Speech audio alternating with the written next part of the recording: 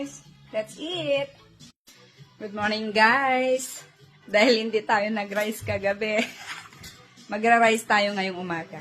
Fried rice tayo. Ayan, lalagyan ko ng ham.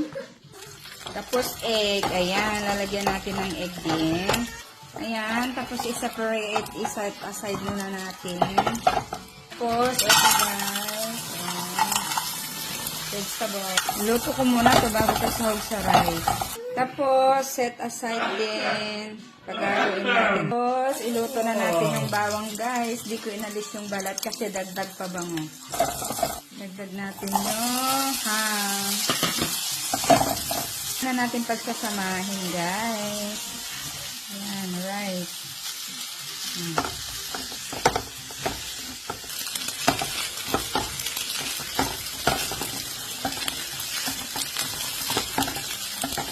Tapos nilagyan ko yan ng paminta guys, powder. Ayan na guys, no more diet na naman.